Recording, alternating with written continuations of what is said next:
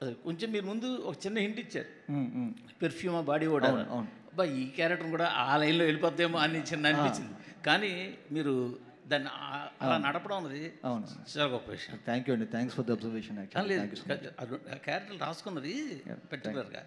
అయితే ఒకటే అనిపించింది, అందరి దగ్గర వచ్చిన కొంచెం చిన్న కామెంట్, సినిమాటిక్ లిబర్టీ ఎక్కువ తీసుకున్నారు, అలాగనే లాజికల్ దాటి తీసుకున్నారు కొంచెం అన్న ఒక కంప్లైంట్ ఉంది. దాని మీరేమంటారు? ఎక్కడండి? ఏ విధంగా? సినిమా కథలో కానీ ఇప్పుడు సోకులపాలెం అన్నది ఎక్కడ ఉందా ఏంటా అన్నది పక్కన పెడితే, వాళ్ళు అంత బాధపడుతూ కూడా అక్కడే ఉండడము, అతనికి అందుబాటులోనే ఉండడము అన్నది ఒకటి.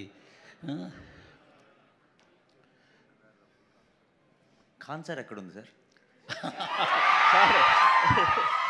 సార్ యాక్షన్ ఫిలిమ్స్ కి అడ్రిలిన్ బిగ్ స్క్రీన్ ఎక్స్పీరియన్స్ కి సోకులపాలెం ఎక్కడ ఉంటుంది? ఓల్డ్ సిటీలోనా, న్యూ సిటీలోనా?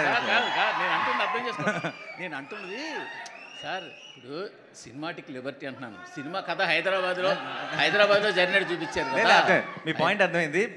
బట్ అంటే కొన్ని సినిమాలకి మీరు అలవాటు పడిపోయారు, ఆ క్వశ్చన్ రాదు. కొన్ని సినిమాలకి ఏంటంటే ఇప్పుడు మనకి ఆబ్వియస్లీ ఇప్పుడు అంటే సుందరానికి టీం దగ్గర నుంచి వస్తుంది కాబట్టి ఎక్కువ లాజిక్ కోసం చదువుతారు. కానీ ఈ జానర్కి అంత అబ్సల్యూట్ లాజిక్ అవసరం లేదండి. It's a cinematic experience. We believe, then we jump in, then the drama begins, then the magic begins.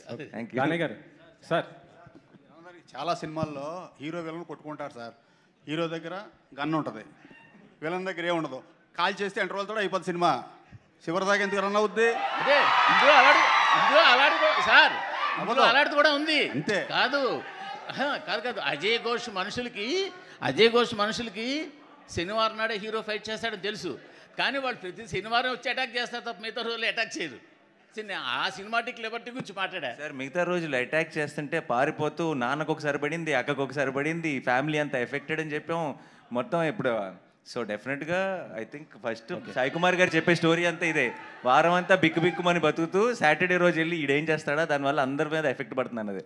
Sir Danayya గారు మీకే సార్. నాకు తెలియదు సార్, నన్ను అడగండి.